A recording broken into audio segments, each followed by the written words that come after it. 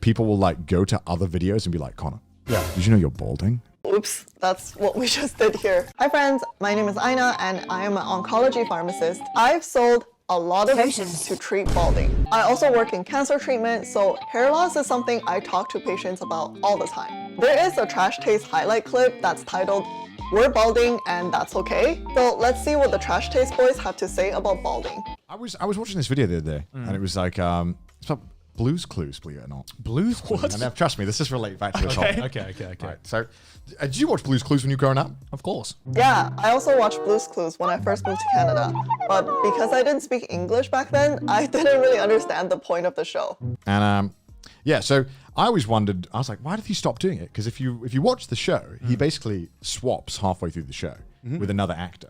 I thought, oh, that's weird. Why did that happen? So it turns out that he was losing his hair and that he didn't want to like go bald on like TV. Right? Okay. Right. So, and then I was like, that hit me. I was like, oh my God.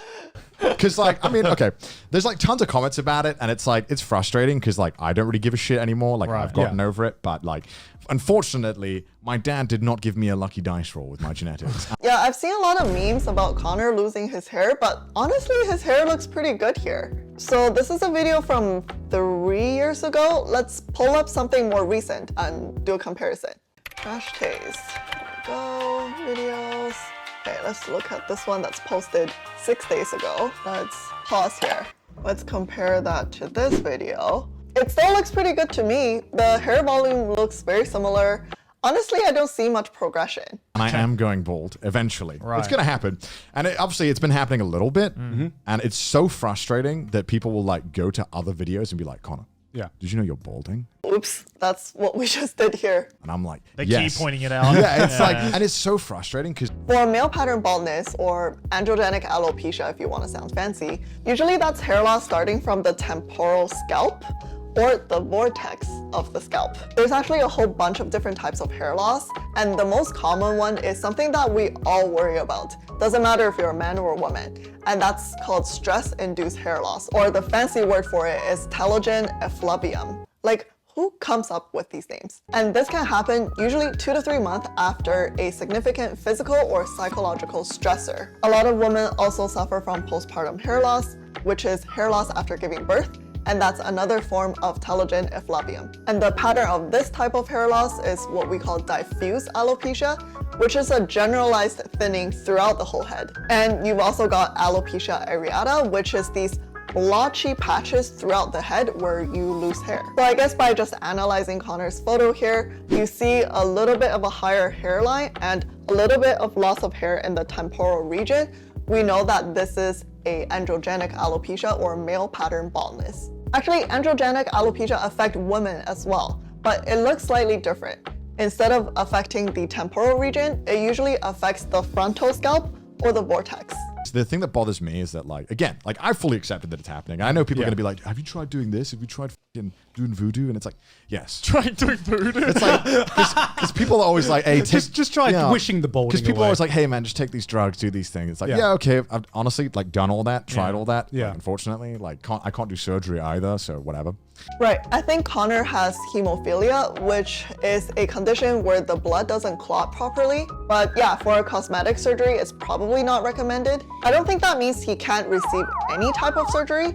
I mean, for a life-saving surgery, they would definitely still do it, but give clotting factors at the same time to prevent bleeding. The hair implant surgery actually sounds pretty cool though. They would harvest hair on the back of your head, which in male pattern baldness, you don't lose hair on the back, right? They'd actually harvest all the live hair follicles and they would plant it in the areas of the hair loss. So the alive hair follicles will then naturally grow out hair themselves. What's super cool is that these hair follicles from the back of someone's head are actually resistant to male pattern balding, which means that these transplanted hair are very likely to remain. But then eventually that person will start to lose more non-transplanted hair, so we would still recommend them to continue with their medication treatment like the minoxidil solution or the finasteride pills. And so I just kind of got to the point where I was like, all right, I think I've tried enough things where I'm like, this fucking sucks. Yeah. But it can't really do much about it, right? Yeah. And so I kind of got over it, but it's really frustrating, like I said, when people go to other videos and be like, bro, you're balding. For androgenic alopecia, the most common treatment can actually just be bought over the counter without a prescription. It's called minoxidil 5% solution. Actually, funny story, back in the day, because I'm old. minoxidil 5% solution is not over the counter, and there isn't even a commercially available product to sell. So patient would come in with a prescription and pharmacist would actually have to compound it from scratch. It is not very easy to mix, and you have to add other stuff to it too, like propylene glycol, to make sure it mixes well. And I remember it creates a mess every single time. So I'm so glad they just make a product of it now and you can just buy it over the counter. It makes our lives so much easier. But it's frustrating that sometimes I have to like edit videos differently, because it's like, all right, if I don't edit this part out, people are going to comment about this instead of the fucking video. And only comment about that. Yeah, right? because it's like I just want to focus on the video, and it's so frustrating that people feel the need to point it out. Yeah. 'Cause it's like, why? Like, Yeah, I mean, I know exactly how you feel because I too have not been the luckiest with my gene pool. So like, literally, Joey, I envy your perfect hair. so pretty much everyone on my dad's side who's a male. Yeah, is bald, same. right? Yeah, it's kind of sucks. And it's something that I knew was always going to happen. But you don't think it's gonna happen. I mean, like as like when you're a teenager, you're just like I'm the exception. Yeah. I don't know, Garnt looks like he has pretty good hair as well. Let's pull up that most recent video again. Okay, I mean, you can see just slightly, a bit more of the receding hairline, but I think it's also because he's wearing his bangs all pushed up, right? Because your hair's like when you're like 18, your hair's like, whoa, It's lush. Yeah, man, my hair's so it's thick. thick as f- and I'm just like, you think I'm the exception Yeah, to the yeah. rule. And I remember, I've They're all touching their hair now. It makes me want to touch my hair too. I've seen like pictures of my dad when he was young, and he had hair down to here, man. Damn. He was. Or have drip. But yeah, he had a fucking luscious lock of hair, yeah. and I saw what it looks like now, and I'm just like, so Dad, when did you start losing your hair? Just out of curiosity, just so I can take a look at my own hair. And he goes, I guess late 20, 30-year-old. And I asked this when I was 28. So unfortunately, someone with a balding father is 5 times more likely to also have androgenic alopecia compared to someone who has father with great hair. But there's actually newer studies to show that these genes are coded on the X chromosome as well.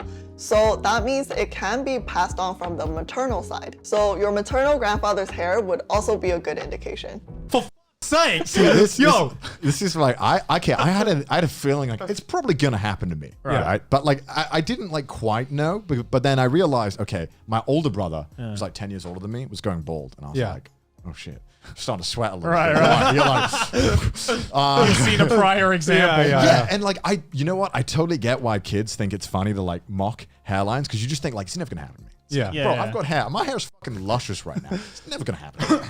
But it does. Oh yeah, of course. What is it like? In 2 out of 3, especially if you're white, I think 2 out of 3 men get like some signs of hair loss or whatever. All right. Yeah. So a study actually done in the States showed that at least 48% of men had moderate level of male pattern baldness between the age of 18 to 49. But I remember like I thought, okay, if it happens to me at 30, no biggie. Yeah. No biggie. It's by then I'll probably be chilling out. I'll be settling down. When I was like 21 or like 20, I started to notice just a little bit. It's getting a little bit thin, and I'm like, what's going on up there, huh? Better put a time out to that. So even when I was like 20, I started like trying to do things to like help it. It was doing those like taking it all the FDA approved, all that bullshit. Yeah. But unfortunately, for some people, it is purely just genetics. You can't and fight the you're- genetics. you're just fucked. Like some people that helps, and like you do a lot of research, you look into it. Some guys, you might be in a place where maybe the building you're living in has like really bad case of like damp or something that's with your like your hair. Right. Because there's some people who their living conditions are the reason why they're losing their hair. But no, unfortunately, as much as I wished I could do something about it, it was just kind of like whatever. If it were due to the environment though, I think it would actually show up as a different pattern. It would probably look more like a diffuse hair loss throughout the head rather than this distinct male pattern balding.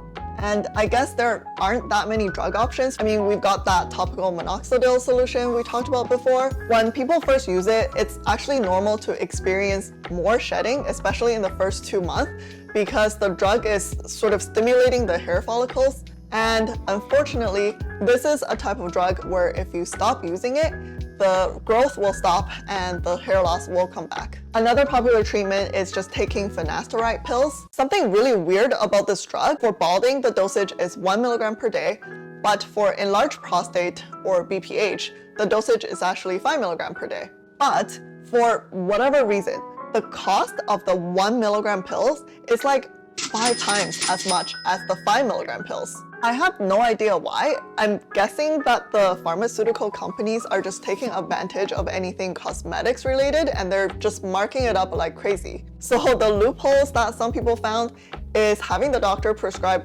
1.25 milligram of finasteride a day, and they would tell the patient to cut the 5 milligram pills into quarters. But actually someone like me isn't allowed to cut finasteride pills though, because crushed or open tablets of finasteride can be absorbed through the skin, and there is just a small chance that it can increase birth defects. So these type of high alert medications really shouldn't be handled by any female of childbearing potential. That's why we just tell the patients to cut it themselves. And it's yeah, I guess the main reason why I just thought, okay, I'll just talk about it, because it's like, I've gotten to the point now where I just don't really give a fuck. People are pointing out anyway. Oh, and yeah, people point it out. It's like, it's not going to stop. Yeah. I feel like if we just say something. Because I'm not unfortunately. You're not gonna wear a hat every day. Yeah, my videos aren't just me statically in front of the camera, never moving my head. So it's like, Hey I'm gonna guys, do it. you can't go anything further than like a 90-degree angle. Otherwise, that's a red zone. Yeah, and it was like, so when I dyed my hair blonde, it wasn't that bad because my scalp is like really White. really white. So it didn't look that bad. But it's when it starts to go brown and certain lighting, like especially studio lighting, can reflect that shit. So where it doesn't look too bad, if you look at me like normally, in like video where the lighting is washed out, it looks awful. It has been proven that balding can cause psychosocial effects. And it can even cause something called BDD, which is called body dysmorphic disorder. That's when someone that have a perception of themselves having a minor defect on their body, whether if it's truly there or not. And it can actually lead to behavioral issues. And it's like, when I see it on video, I'm like, that bad? I check it, I'm like, oh, it's not too bad. Like, it's whatever. Yeah. But I'm pretty much at peace with it, and I'll probably shave it at some point, because I kind of want to see how it look. I reckon you could. I'll go be that guy. I appreciate you trying to gas me up here, Jay. Yeah. No, but like that's what. But like it's weird because like you said like I'm jealous of you, Joey. But like I actually had the opposite because like I have too much hair. I have too much hair. Wow, what a problem, guys. It's just too luxurious. No, hear me out. Because like your entire dad's side, right? Is you said dude, was they're like, I think my dad was bald like 20. Yeah, like, well, I have see, no idea. my mom's side is exactly the same. Because my granddad went bald at like 24. That can also be passed down. Oh, Right. shit. Oh, Yeah, crap. so for the longest time in my like early 20s, my mom and my sister would just egg me on being like, when are you gonna get that hair? Like, you better enjoy that hair while you still have it on your head, boy. And I'm that hairline's receding a bit. yeah, and like I would like I remember when I was like 18, I like asked my granddad being like, how old were you when you like started to go bald? And he was like, oh, like 23. And I was like, that's like 5 years for me. But obviously at that point I was like, look, if I go bald, I'll just accept it, Like I rather just like shave it all off than like leave it half-assed. Actually, when cancer patients start chemotherapy and they start to lose their hair, our recommendation is to actually cut it off. At least if someone has long hair, we recommend them to cut it short. That's because shorter hair tend to look thicker, especially when hair loss starts to happen. And when patients are on chemo, hair loss can happen pretty rapidly. It does look quite scary, and we don't want them to have a traumatic experience. The good thing is, there are actually prescription wigs, and they're totally customizable, and they can look pretty natural. Right. Like I do notice, like, as someone who went through the phase of like just accepting that they were balding, you do go through that 5 stages. You do. There is like the first few, I think, year or two where it's happening. You're like, no, I can reverse this. I can reverse this. The 5 stages of balding grief. I mean, I think you do, right? To any guys out there. 5 stages of acceptance. Something first. First is like you. What's the word I'm looking for? You It's denial. Denial. First stage is denial. It's was always that. You get denial. It's denial. always Like, denial. no. You know, and I'm sure this conversation probably hits quite close to home to a lot of our viewers because our audience is mainly dudes. Yeah. Oops. At Shaving that least shit. right now, when I still have this hair, I'm going to be like, okay, I'm going to lose this eventually. Yeah. But I am going to try and do my best at this keep it. point to just keep it. And I don't think there's anything particularly wrong about it. There's nothing particularly wrong with either direction that you go to. Right. So some non-drug measures that you can try to preserve your hair, and this is also what we teach our cancer patients who are on chemotherapy. You can try mild shampoo like baby shampoo, using a soft hairbrush, and try to dry your hair naturally or using the lowest heat setting on your hair dryer. So any perming, curling, or dyeing of your hair can actually make the hair more dry and brittle. Although none of this is gonna get absorbed into the hair follicles, but more dry and brittle hair means more damage and more breakage, so you'll see more hair falling. And guess what? Using a satin or silk pillowcase can actually also help with preventing hair breakage. I won't lie, I do like the idea of being able to optimize my bathing experience, which is like Your bathing time is like cut by Bro, half, yeah. dude. Dude, Like- and like when you get out, bro, you're immediately dry. That sounds amazing. You know how like Yeah, that's true. Long hair does take a long time to dry. Wow, I really enjoyed the vibe of this clip. They're being super supportive of each other and they're giving a genuine positive message to their viewers. Okay, so that was my reaction to Trash Taste talking about balding. If you like this video, don't forget to give it a thumbs up and subscribe for more contents like this. I'll see you in the next one. Bye!